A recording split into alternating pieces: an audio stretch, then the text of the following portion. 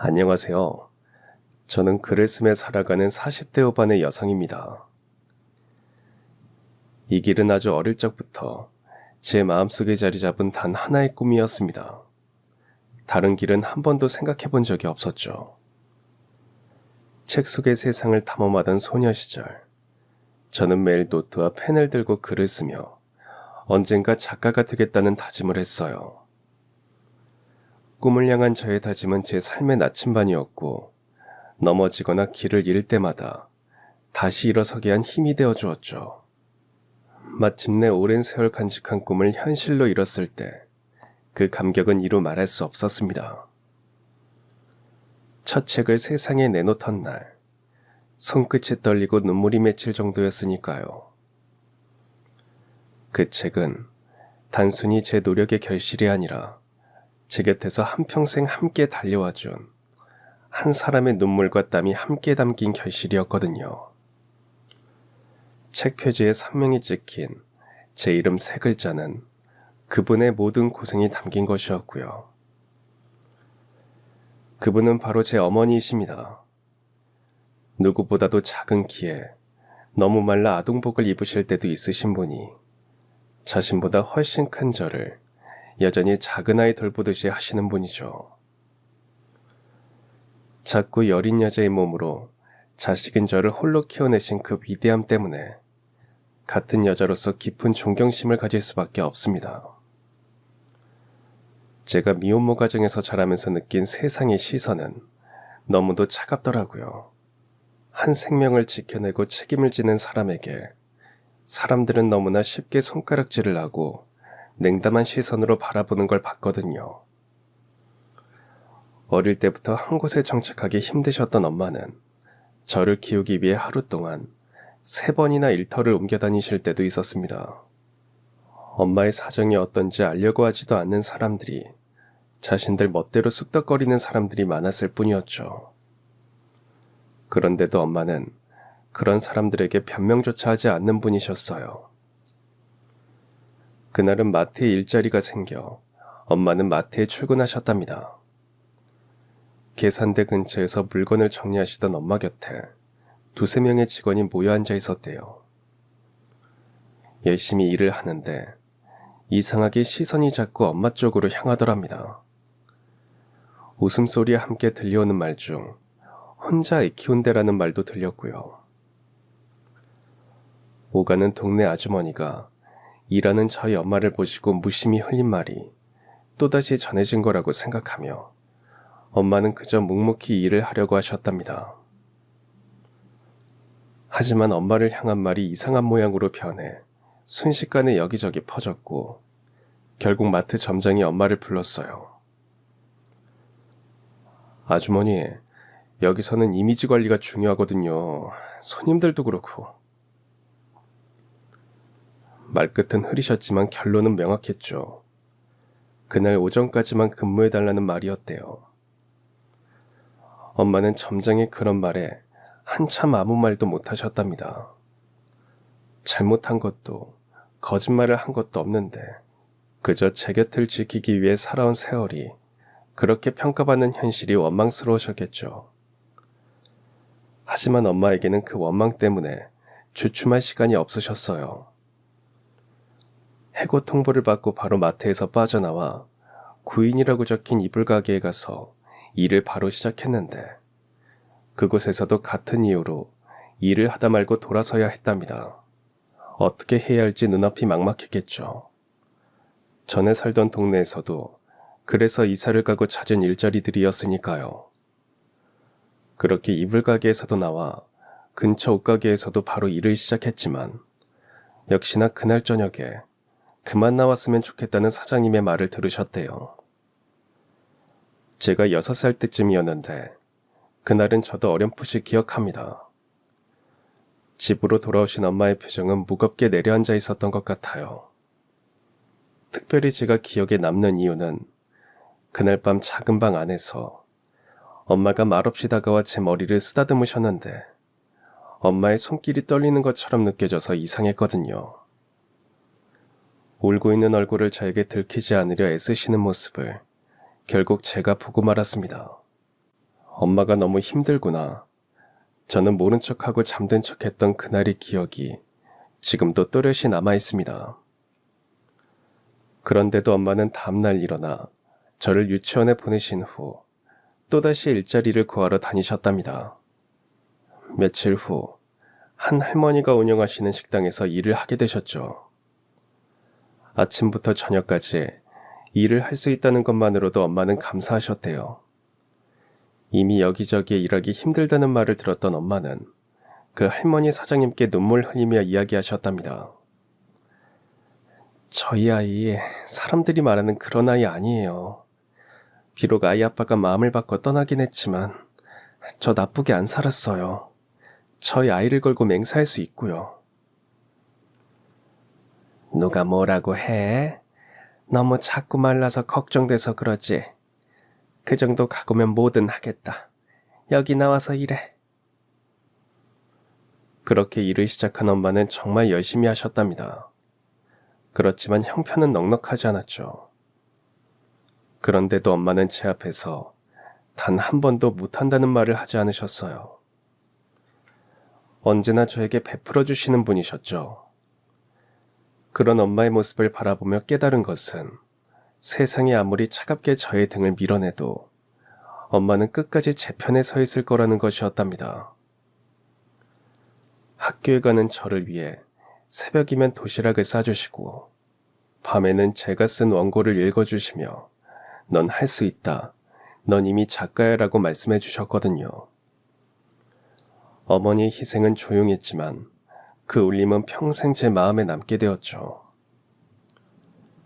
저는 어머니 덕분에 넘치는 사랑을 받고 자랐고 그 믿음을 발판 삼아 마침내 꿈을 이루게 되었어요. 그러니 제 모든 글 속에는 어머니의 숨결과 저희 둘만의 오랜 여정이 녹아 있어서 그 결과물이 더 값지기도 했습니다. 저의 결과물들이 엄마에게도 위로가 되기를 바라기도 했어요. 엄마가 저를 끝까지 지킬 수 있었던 건 단 한 가지 이유 때문이었답니다. 그건 바로 행복한 가정을 만들겠다는 엄마의 오랜 소망이었죠. 엄마는 어릴 적부터 고아원에서 자라셨거든요. 명절이면 다른 아이들은 친척 집으로 불려가기도 했지만 엄마는 늘 그 자리에 남아 외롭게 자라셨대요. 그 빈자리를 메워준 사람이 있었어요. 같은 고아원 출신의 한 소년이었죠. 둘은 초등학교 시절부터 하루를 함께 시작하고 함께 마무리하며 자랐답니다. 여름이면 고아원 뒤편 개울가에 발을 담그고 물장구를 치며 깔깔 웃었고 겨울에 눈이 쌓이면 서로 같이 눈사람도 만들었고요. 엄마가 어려운 숙제를 붙잡고 난감해하면 그 소녀는 같이 문제를 풀어주기도 했답니다. 이건 이렇게 하면 되잖아. 그 목소리는 그 시절 엄마에게 세상에서 가장 든든한 울타리가 되었다고 해요. 둘은 가진 게 없었지만 서로를 바라보는 눈빛과 마음 하나만큼은 누구보다 단단하다고 믿었고요. 우리 커서도 꼭 같이 있자. 그래, 어디 가지 말고 같이 지내자. 하지만 시간이 흐르며 중학교에 들어가게 되면서 두 사람은 서로 다른 시설로 옮겨가게 되었대요. 그날 두 사람은 처음으로 이별이란 걸 배우게 되었습니다. 기억에도 남지 않은 부모에게 버림받았을 때보다 더 슬프게 느껴졌답니다. 그래서 헤어지기 전 꼭 다시 만나자고 몇 번이나 돌아보며 약속했지만 연락이 쉽지 않았대요. 그렇게 몇 년이 흐르고 우연히 번화가 한복판에서 두 사람은 다시 마주치게 되기 전까지는 어떻게 지내는지 궁금해만 했고요. 엄마를 첫눈에 알아본 소녀는 웃으며 다가와 말하더래요. 연미야, 난 그 약속 아직 안 잊었어. 여전히 진실된 소년의 그 눈빛을 보고 엄마는 그 말이 거짓이 아님을 믿었답니다. 나도 우리가 서로 너무 간절히 바라서 이렇게 다시 만난 거 아닐까? 그 후로 두 사람은 더 이상 서로를 놓치지 않으려 노력했대요. 비록 가진 건 없었지만 언젠가는 함께 따뜻한 집을 지을 수 있다고 믿었죠. 서로의 어린 시절 상처를 감싸며 조용하지만 단단한 사랑을 키웠고요. 그리고 결국 그 사랑의 결실을 세상에 불러오기로 결심했답니다. 그 선택의 결과가 바로 저를 품게 된 순간이었던 거고요. 하지만 엄마가 절 임신한 것을 알게 된 그때 엄마의 모든 것이 무너지게 되었죠. 그 사람이 아무 말도 없이 다른 여자와 떠나버렸거든요. 처음에는 임신을 했다는 엄마의 말에 그 남자도 굉장히 기뻐했대요. 하지만 얼마 가지 않아 그 사람은 점점 변하더래요. 변해가는 그 사람을 보면서도 엄마는 그때까지도 믿고 있었대요. 그런데 그 믿음이 무너진 건 어느 날 저녁이었답니다. 그 사람은 갑자기 집에 들어오지 않더니 출근을 해서도 하루에 몇 번씩 오던 전화가 이틀에 한 번, 일주일에 한 번으로 줄어들기도 했고요. 얼굴을 보지 못하자 답답해진 엄마가 문자를 보내도 대답은 짧았고 겨우 통화가 되어도 목소리엔 이상하게도 따뜻함이 사라져 있더랍니다. 그러면서 시간이 흐르고 엄마의 배가 조금씩 불러오던 어느 날 그 사람은 집으로 돌아와 담담하게 말을 꺼냈대요. 거의 일주일이 넘도록 연락이 안 되다 나타난 그 사람은 냉랭했답니다. 나 솔직히 아이 키우면서 살 자신이 없어. 우리 그만하자. 순간 엄마의 귀가 멍해졌답니다. 엄마는 겨우 진정을 하며 무슨 농담이냐고 장난이라면 제발 그만하라고 말했지만 그 사람은 차갑게 대답했대요. 나 다른 사람이 생겼어. 미안해. 그 사람이랑 새 출발하고 싶어. 내가 어떻게 애를 키워. 나 자신 추스르기도 힘든 사람이야. 그 말을 들으면서 엄마는 숨이 막혀 말이 나오지 않았고 손은 벌벌 떨리더래요. 가슴이 쿵쿵거렸지만 그 사람의 표정은 이미 결심한 사람의 얼굴이었기에 되돌릴 수 없다는 생각이 들었다고 합니다. 이러려고 혼인신고는 나중에 하자고 한 건지 조금 억울하기도 했대요. 엄마는 거창한 결혼식은 아니어도 혼인신고라도 하고 싶었는데 그 사람이 회사에서 나오는 지원금이 있다면서 조금 늦게 하자고 했다고 합니다. 그래서 그 말만 믿고 혼인신고를 미루게 되었던 거였는데 지나고 나서 그 사람에게 이별 통보를 받고 나니 그래서였나 싶더래요. 이미 마음이 떠난 그 사람을 잡을 수 있는 힘이 엄마에게는 없었고요. 그러다 며칠 뒤 혹시나 하는 마음으로 그 사람에게 전화를 걸었을 때 그 번호는 이미 없는 번호라는 안내만 반복되더랍니다. 그 사람이 다니던 공장에도 찾아가 봤지만 그곳에서도 사라져 있었고요. 엄마를 안타깝게 생각한 그 사람의 전 직장 동료가 머뭇거리더니 전해준 소식이 있었대요. 그 사람이 다른 여자와 함께 외국으로 떠났다는 소식이었죠. 새로 만나게 된 여자가 외국 여자이고 그곳에서 여유롭게 살 거라며 다 정리하고 한국을 떠났다면서 더 이상 찾지 말라고 하더래요. 엄마는 그때 마지막 기대마저 다 내려놓게 되었고요. 그렇게 그 사람은 아무 말도 아무 설명도 없이 엄마와 뱃속에 있는 저를 두고 다시는 돌아오지 않을 각오로 떠난 겁니다. 그날 밤 엄마는 부엌 바닥에 주저앉아 한참을 울었답니다. 그러고 있는데 제가 뱃속에서 힘차게 움직이며 엄마에게 신호를 보내더래요. 그 순간 엄마는 다시 일어설 수 있게 되었다고 합니다. 뱃속의 작은 심장이 힘차게 뛰고 있는데 정작 그 아이의 아버지는 그 심장을 버리고 떠난 거니까요. 그때 엄마는 마음속으로 다짐했답니다. 이제부터 나 혼자서라도 이 아이를 지켜낼 거야. 세상에서 가장 믿었던 사람이 사라진 자리에서 엄마는 좌절하고 무너질 수도 있었지만 저 때문에 차마 그럴 수가 없었던 거죠. 엄마는 저에게 항상 웃으며 이 말씀을 하시곤 했어요. 엄마는 네가 있어서 버틸 수 있었어. 그 한마디가 엄마의 지난 인생을 전부 설명해주는 말이라고 생각합니다. 저의 출생에 관한 이야기를 제가 웬만큼 컸을 때가 되어서야 덤덤히 털어놓은 엄마가 그동안 얼마나 무겁고 외로운 마음으로 견뎠을지 가늠이 안 됐죠.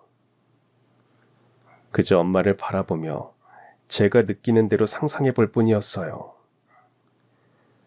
그런 엄마 인생을 헛되게 할 수 없었기에 저는 제 나름의 방법으로 최선을 다해 꿈을 쫓았습니다. 엄마는 네가 원하는 삶이면 뭐든 좋다라고 말하던 분이었지만 저는 그 말 속에 담긴 무조건적인 믿음이 얼마나 무거운 책임인지 잘 알고 있었거든요. 책 읽기를 좋아하던 제가 직접 글을 쓰겠다고 결심했을 때 그것은 제 인생에서 가장 큰 도전이었어요. 형편이 넉넉하지 않은 집안 사정, 매일같이 가게에서 허리 펼 틈 없이 일하시는 엄마를 보며 제가 더 이상 짐이 될 수 없다고 다짐했으니까요. 그래서 매일 새벽 눈을 뜨면 맨 먼저 책상 앞에 앉았습니다. 등교 전 짧은 글 한 편이라도 반드시 쓰겠다고 스스로에게 약속했고 문장 하나, 문단 하나가 쌓일 때마다 제 마음은 조금씩 단단해지게 되었죠. 그때는 글로 돈을 번다는 건 감히 상상조차 못했습니다. 그저 제 이름이 박힌 책 한 권을 세상에 내놓는 것, 그것만으로도 평생의 꿈이 이루어진다고 믿던 시기였으니까요. 그러던 대학 시절, 제 인생을 완전히 바꿔놓을 사람이 나타났습니다. 지역에서 가장 큰 기업을 이끄는 회장미라는 분이었죠. 뜻밖에도 그분이 운영하는 장학재단에서 저에게 장학금을 지급하겠다는 연락이 온 겁니다. 나중에서야 알게 된 사연은 이랬습니다. 제가 쓴 수필 한 편이 지역신문에 실렸는데 그 글을 읽으신 회장님께서 이 학생은 반드시 공부를 계속해야 한다며 직접 추천하셨다는 겁니다. 그 수필은 엄마에 대한 제 진심을 담은 글이었고 회장님은 그 마음을 읽고 저를 돕고 싶다고 하셨다고 해요. 그 순간부터 제 인생의 궤적이 바뀌었습니다. 학비 걱정으로 아르바이트를 전전하던 날들은 사라지고 글을 쓸 수 있는 시간이 점점 더 생기게 되더라고요. 자연스럽게 글 쓰는 실력이 늘기 시작했고 취미였던 글쓰기는 누군가가 제 가능성을 믿고 투자하는 일이 되었습니다. 덕분에 저는 글을 꾸준히 기고할 수 있었고 마침내 제 이야기를 엮어 첫 번째 책을 세상에 내놓았습니다. 졸업 전 회장님께 꼭 감사 인사를 드리고 싶어 몇 번 회사로 찾아가 책을 전해드렸어요. 회장님의 후원이 아니었다면 제가 어떻게 됐을지 모르는 일이라 감사 인사를 해야 제 마음이 그나마 놓일 것 같았고요. 회장님은 그런 저에게 환하게 웃으며 말씀하셨습니다. 난 우리 작가님이 해낼 줄 알았어요. 글만 읽어도 어떤 사람인지 알 수 있거든. 내가 많이 배우진 못했어도 사람을 읽는 눈은 있지. 회장님의 그 미소는 처음 뵙던 날부터 조금도 낯설지 않더라고요. 그러면서 저는 회장님과 자연스럽게 가까워졌고 사모님과 함께 식사 자리를 갖기도 했습니다. 그러다 보니 자연스럽게 새 책이 나올 때마다 서로 만나 책을 건네고 감상을 나누는 관계가 되었죠. 저의 책을 꼼꼼히 읽고 감상을 이야기해 주셨거든요. 엄마는 제가 작가라는 이름을 달고 나서도 시장 골목에서 작은 분식집을 운영하며 하루하루를 부지런히 살아가셨습니다. 손맛이 좋아 손님들은 늘 칭찬을 아끼지 않으셨죠. 그런 엄마를 보며 저는 더 성실히 글을 썼습니다. 그리고 출간할 때마다 첫 번째 책은 항상 엄마께 드렸고요. 책을 받으실 때마다 엄마는 늘 같은 말을 하셨죠. 엄마는 해준 것도 없는데 우리 딸이 이렇게 훌륭한 작가가 됐네. 고맙다. 그리고 우리 딸을 도와주신 회장님께도 감사하고. 엄마는 한 번도 뵌 적 없는 회장님께 매번 감사한 마음을 전하셨습니다. 그러면서 독자와의 만남을 여는 날이 올 줄은 상상도 못했는데 그런 날이 오기도 하더라고요. 20년의 시간 동안 3권이 넘는 책을 세상에 내놓게 되었고 글로 수입이 생기게 되었고요. 처음 받은 계약금으로 빨간 내복 3벌을 사서 엄마와 회장님 부부께 각각 드린 게 벌써 20년이 지났다는 게 믿기지 않네요. 그날의 뿌듯함은 지금도 잊히지 않고 제 마음속에 남아있죠. 엄마는 제 책을 항상 머리맡에 두고 주무셨고 회장님 부부는 서재 한가운데 가장 잘 보이는 자리에 제 책을 놓으셨습니다. 그러다 보니 더 좋은 글을 쓰고 싶다는 욕심이 자연스럽게 커지더라고요. 더 꼼꼼하게 글을 살핀다고 해야 할까요? 3번째 책의 집필을 마친 뒤부터 다음 작품에 들어가기까지 시간이 길어지고 있던 어느 날이었습니다. 회장님이 저에게 조용히 말씀하시더라고요. 내 인생을 담은 자서전을 써주게. 그 시기에 저는 마침 다음 주제를 고민하던 터라 잠시 숨을 고르던 찰나였습니다. 그래서 그 제안을 주저없이 받아들였고 작업에 들어갔죠. 당연히 회장님께 제가 해야 할 도리라고 생각했거든요. 대학에 다니면서도 자서전 작업은 몇 번 해봤기에 회장님의 자서전을 그 어떤 자서전보다 잘 써드리고 싶었습니다. 그래서 녹음기를 챙겨 회장님을 매일 찾아뵈며 인터뷰를 하게 되었고요. 회장님은 그다지 어렵지도 부유하지도 않은 가정에서 태어나 평범하고 행복한 어린 시절을 보내셨다고 하셨습니다. 그러면서 어릴 때 찍은 몇 장의 사진들을 보여주셨죠. 하지만 회장님보다 5살이 어린 막내 동생을 잃어버리시면서 집안의 기쁨이 사라졌고 회장님의 부모님이 많이 힘들어하셨다더군요. 아무리 찾아도 여동생을 찾지 못했고 회장님의 어머니께서 특히나 괴로워하시면서 회장님과 회장님 동생분께도 미안해하셨대요.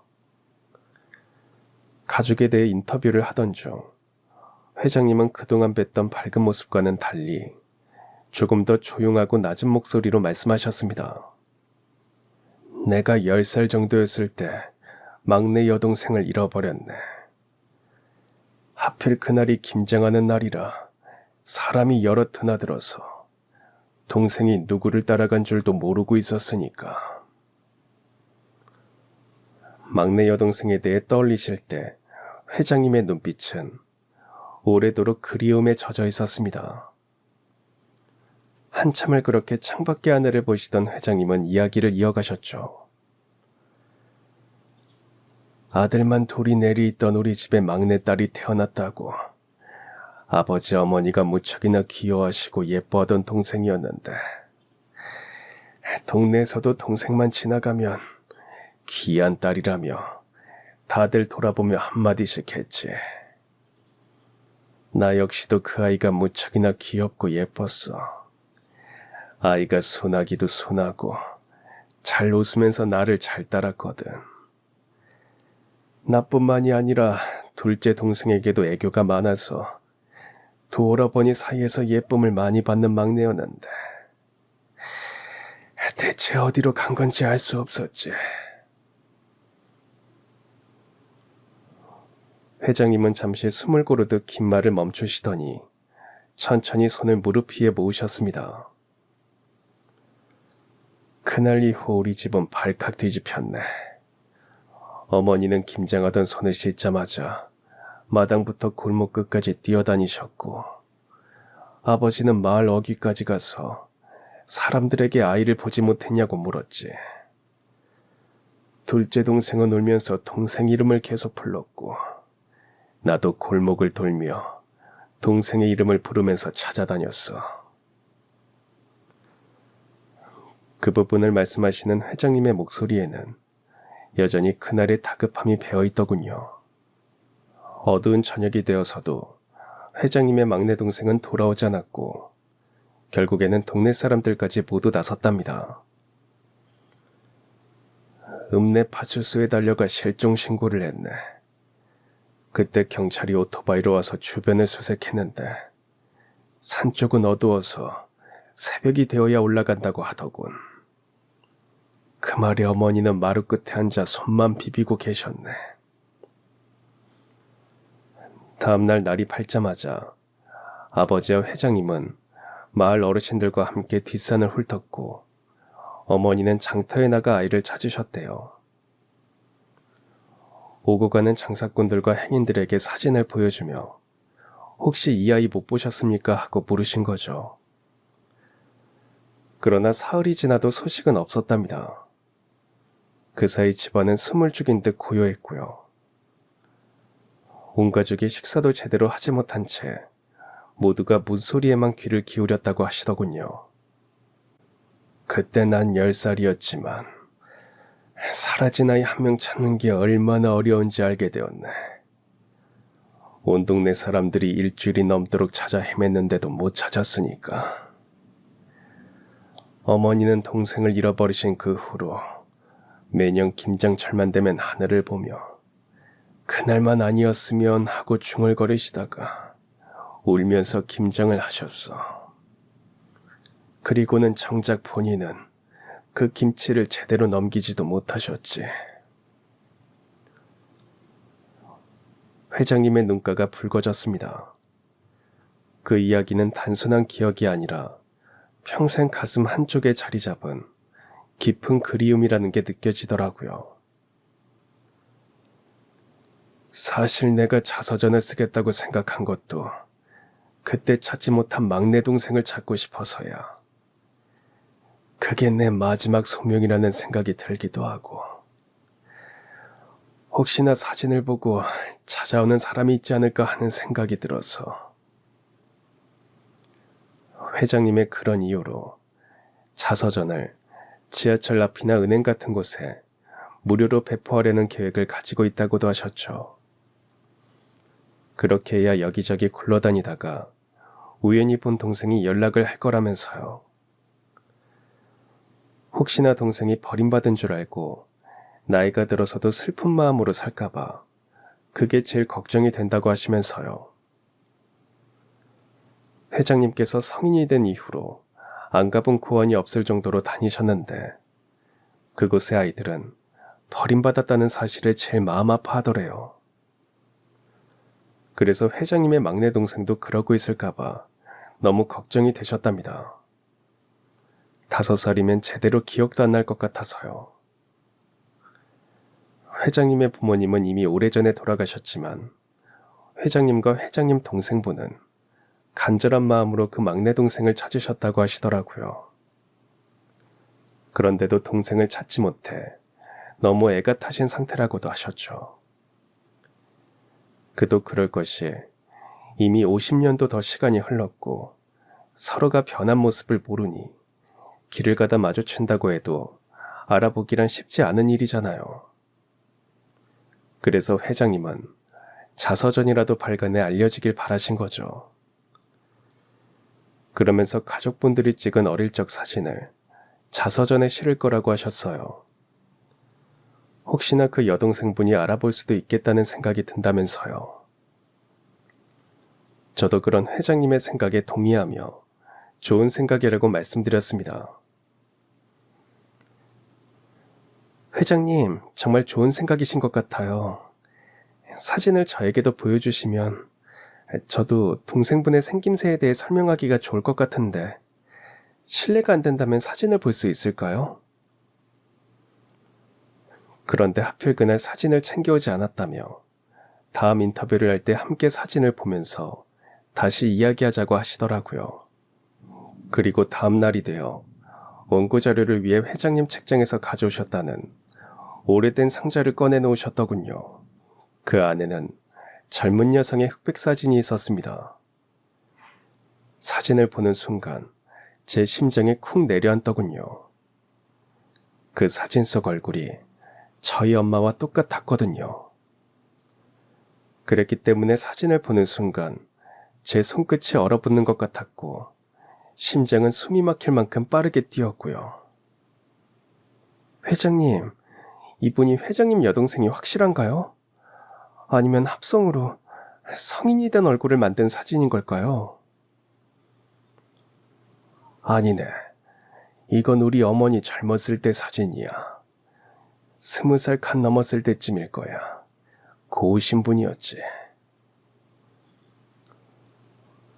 회장님의 답에 순간 제 머릿속이 복잡해지더군요. 사진 속 여인은 제 어머니와 너무도 닮아 있었으니까요. 단순히 닮은 사람이라고 할 정도가 아니라 사진 속 미소와 눈매까지 마치 제 어머니의 젊은 시절을 그대로 찍어 놓은 듯 했죠. 회장님의 어머님 젊은 시절 모습이 저희 엄마와 정말 닮으셨네요. 저희 엄마도 어린 시절에 고아원에서 자라셨거든요. 그게 정말인가? 어머님이 어디서 지내셨다고 하시던가? 혹시 어머님을 내가 한번 뵐 수 있을까? 간절한 얼굴로 말씀하시는 회장님을 바라보며 저는 잠시 망설이다가 저희 엄마의 어린 시절 이야기를 해드렸어요. 저희 엄마는 고아원에 가기 전인 5살 이전의 기억이 거의 없다고 늘 말씀하셨거든요. 그저 나이와 이름 정도만 겨우 기억을 하셨던 것 같아요. 그러다 보니 누군가 묻기라도 할 때마다 친부모에 대한 이야기를 피하셨고요. 혹시 회장님 여동생이 사라진 시기와 저희 엄마가 고향을 떠난 시기가 비슷한 것 같기도 해요. 확실한 건 아니지만 확인을 해봐도 되지 않을까요? 말씀하셨던 여동생분 나이와 저희 엄마 나이가 같기는 하거든요. 제 말에 회장님의 눈빛이 번쩍이는 게 느껴졌죠. 마치 오랫동안 닫혀있던 문이 살짝 열리는 순간처럼 숨겨둔 감정이 쏟아져 나올 듯한 표정을 지으셨어요. 자네 어머니, 올해 연세가 어떻게 되시나? 저는 조심스럽게 저희 엄마의 나이를 말씀드렸습니다. 회장님은 손가락으로 무언가를 계산하듯 한참 동안 시선을 바닥에 두시더군요. 그리고 이내 떨리는 목소리로 말씀하셨습니다. 그래, 그 나이면 내 여동생의 나이와 정확히 맞아떨어져. 회장님의 목소리가 울리는 그 순간 방 안의 공기가 묵직해지더라고요. 저와 회장님, 두 사람 모두 더 이상의 말은 하지도 못한 채 사진 속 젊은 여인을 바라볼 뿐이었죠. 자네 어머니의 성함과 옛날 성씨를 알 수 있을까? 혹시 개명한 적은 없는지도 알 수 있을까? 회장님의 질문이 끝나자마자 제 마음속에 강한 예감이 스쳤습니다. 어쩌면 회장님과의 인연이 단순한 우연이 아닐지도 모른다는 예감 말입니다. 그렇다고 갑자기 엄마를 놀라게 하고 싶진 않았습니다. 결과는 알 수 없고 혹시나 닮은 사람이기만 한다면 실망한 엄마의 마음이 얼마나 아플지 저는 알고 있었으니까요.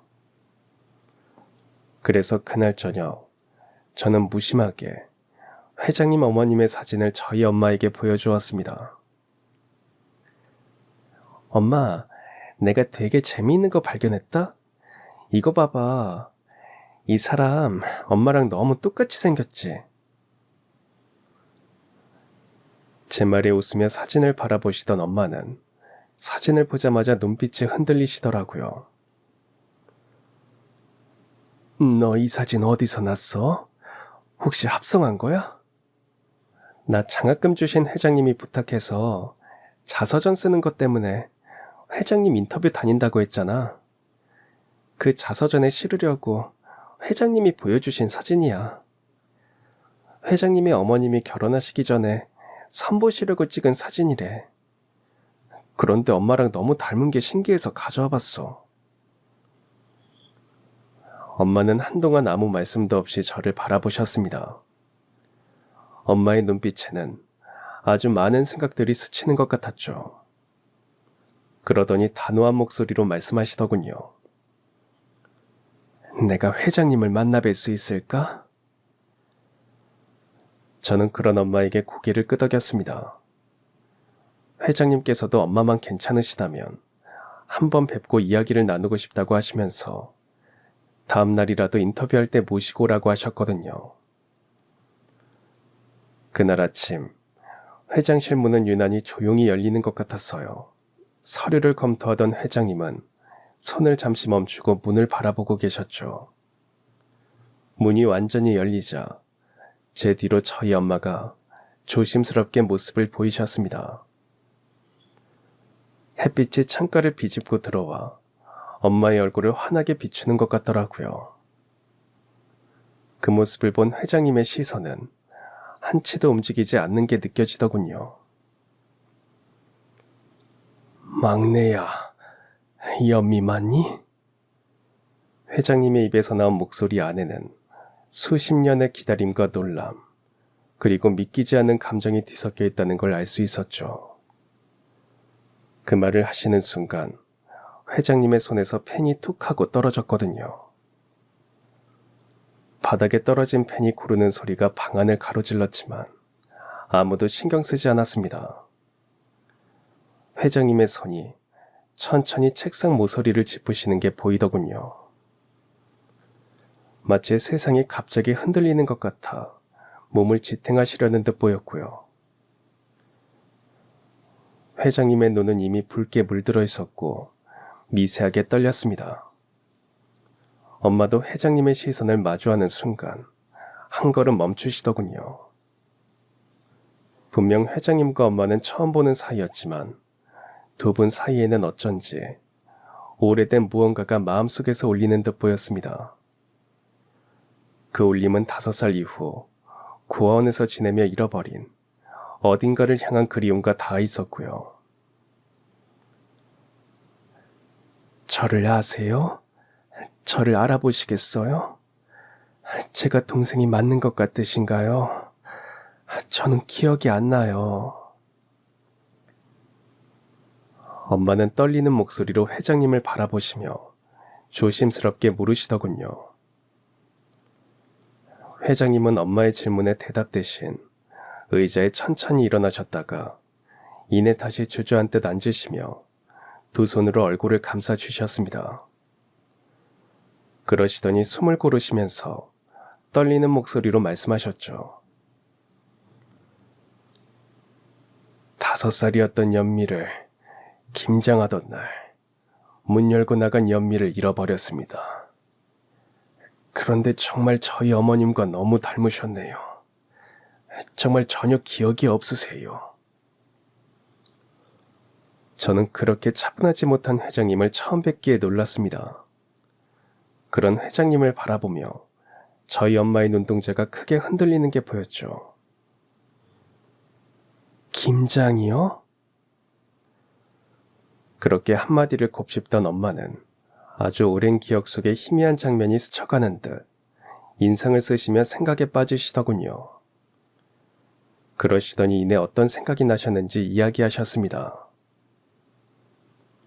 여럿이 모여 웅성대던 마당, 손이 따뜻했던 한 여인의 품, 그리고 낯선 길이 흐릿하게 기억에 남았다고 하시면서요. 엄마의 말에 회장님의 눈에서는 눈물이 흐르더군요. 연미야, 그 후로 한 번도 너를 잊은 적이 없어. 전국의 고아원도 다 찾아다니고 사진도 붙였지. 아무리 찾아도 안 보이더니 그런데 네가 여기 이렇게 있었구나. 회장님의 고백 어린 말에 엄마의 입술이 떨리더니 눈물을 흘리셨어요. 고아원에서 보낸 수많은 겨울, 그리고 누군가 자신을 찾고 있을 거라는 막연한 믿음을 가졌던 어린 시절의 엄마가 보이는 것 같더군요. 그 순간 눈앞에서 그 오랜 믿음이 현실이 되고 있는 것에 놀라고 있었고요. 하지만 더 정확하게 하기 위해 검사를 거치게 되었습니다. 다음날 저는 엄마를 모시고 병원으로 가 유전자 채취를 했죠. 저희도 서두른다고 서둘렀는데 회장님은 벌써 다녀가셨더라고요. 병원에서 나와 집으로 돌아가는 길, 엄마는 한마디도 하지 않으셨습니다. 버스 창밖으로 스치는 풍경만 멍하니 바라보셨죠.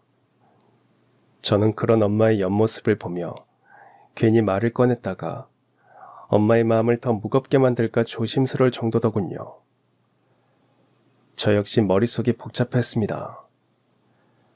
혹시 검사 결과가 아니다라면, 그렇게 닮았는데도, 그 많은 우연이 겹쳤는데도 결국 아무런 인연이 아니라면 엄마가 받을 실망감이 눈에 선했으니까요. 반대로 맞다라는 결과가 나온다면 엄마에게는 갑작스럽게 새로운 가족이 생기는 것이고 수십 년 동안 닫아두었던 기억과 감정을 한꺼번에 마주해야 한다는 뜻이기도 했습니다. 그게 과연 기쁨이라는 감정만으로 다가올 수 있을까? 저도 확신할 수 없더라고요. 엄마도 저와 같은 혼돈을 느끼시는지 그날 저녁 식탁 위에 뜨거운 국을 올려놓고 한 숟가락만 뜨고 마시면서 한숨만 쉬셨습니다. 저는 그런 엄마에게 조심스럽게 물었죠. 엄마 무슨 생각해? 그러자 엄마는 국물에 비친 자신의 얼굴을 오래 들여다보기라도 하시는 듯 고개를 숙인 채 한참을 계시더니 천천히 말씀하시더군요. 혹시 회장님이 정말 오빠가 맞다고 하면 그동안 못했던 말이 너무 많겠지? 내가 왜 사라졌는지도, 그쪽에서 날 찾았는지도, 그리고 나 없이 어떻게 지냈는지도. 이미 들었지만 다시 한번 확실하게 듣고 싶기도 하고. 자신이 없는 듯한 엄마의 그 말 끝에 엄마와 저 사이에도 잠시 침묵이 흘렀습니다. 창밖에서는 겨울바람이 연거푸 창문을 두드렸고 그 소리는 마치 시간을 재촉하는 소리처럼 들려 저희 마음을 조급하게 만들더라고요. 그런데도 시간은 저희 뜻대로 흐르지 않으며 다음 날부터는 하루하루가 유난히 길게 늘어지는 것 같았죠. 아침에 눈을 떠도, 점심을 먹어도, 밤에 불을 끄고 누워도 머릿속에는 결과라는 단어만 맴돌면서 말이죠.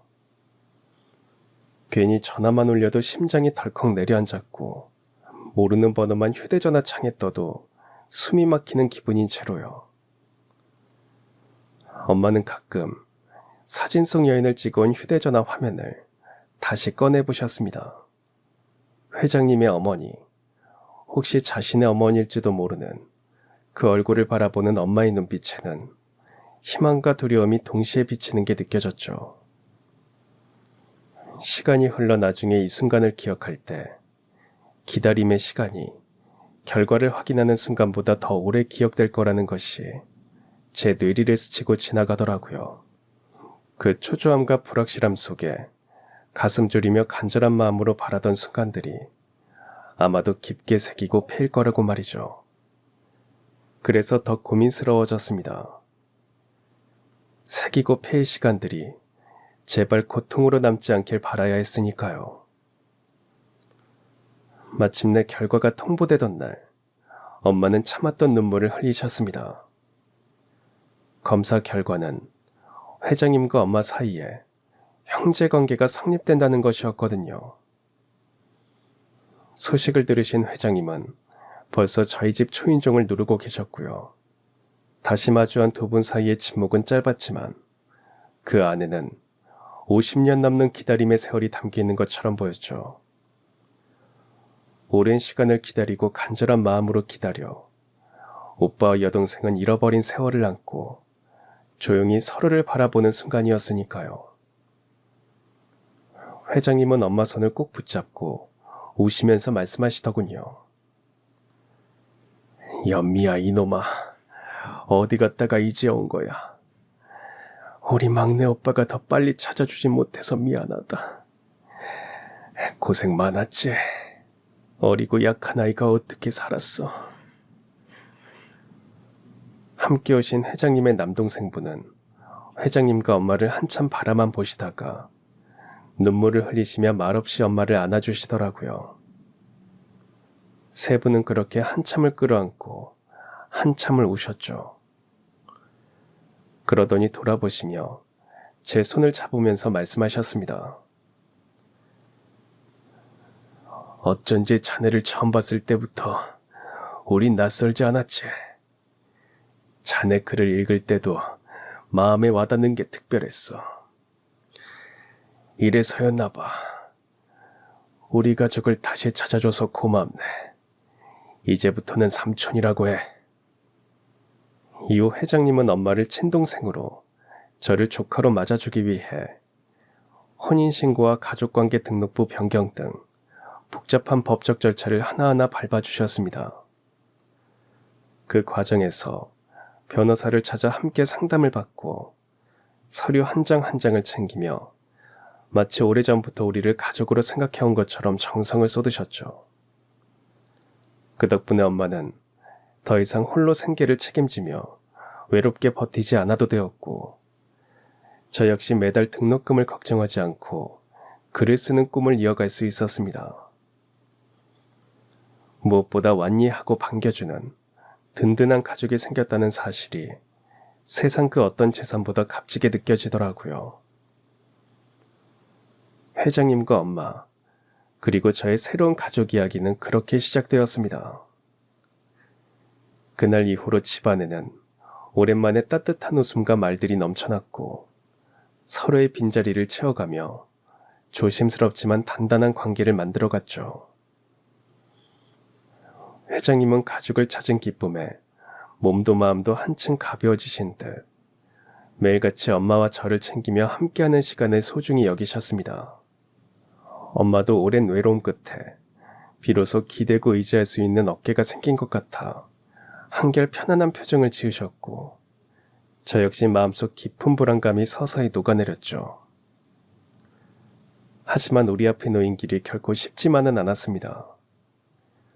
50년 넘게 떨어져 지낸 시간이 가져온 상처와 혼란, 그리고 미처 몰랐던 가족의 역사들은 우리가 감당해야 할 숙제처럼 쌓여 있었거든요.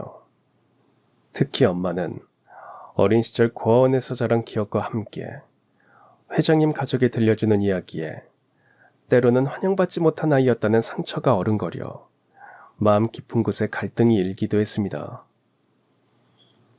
회장님도 그 점을 잘 아셨기에 서둘지 않고 천천히 엄마가 마음의 문을 열 수 있도록 사랑과 배려로 품어주었고, 저는 두 분 사이에서 다리 역할을 하며 조심스레 서로의 이야기를 이어주는 다정한 연결고리가 되어주었죠. 그 과정 속에서 우리는 잃어버린 시간을 보상하듯 오래된 사진첩을 꺼내보고 어린 시절 이야기를 들으며 서로의 마음을 확인했고요. 그리고 잊었던 가족의 이름들을 불러주며 다시 한번 서로의 존재를 인정했습니다. 앞으로도 쉽지 않은 길이겠지만 이제 우리는 함께 걷기로 했습니다. 서로가 서로의 빛이 되어줄 수 있는 가족으로서 새롭게 시작된 우리 가족의 이야기. 그 안에는 슬픔도 아픔도 있지만 무엇보다 희망과 사랑이 가득 차 있습니다. 다시 만난 10년의 시간 동안 그 마음들을 모두 확인했고요. 아마 더 오랜 시간이 흘러도 서로를 보듬는 일은 계속되겠죠. 저는 그 과정을 감사하게 느끼고 있습니다. 엄마와 저만 있을 때보다 마음이 더 풍요롭거든요. 그러니 여러분들도 곁에 있는 가족을 소중히 여겨주세요. 마음속 이야기에도 귀 기울여 주시고요. 가족은 그러는 거라는 것을 잊지 마시고 행복하시려면 말이에요. 그럼 지금까지 사연 들어주셔서 감사합니다. 사연이 재밌으셨다면 구독과 좋아요 부탁드려요. 감사합니다. 안녕히 계세요.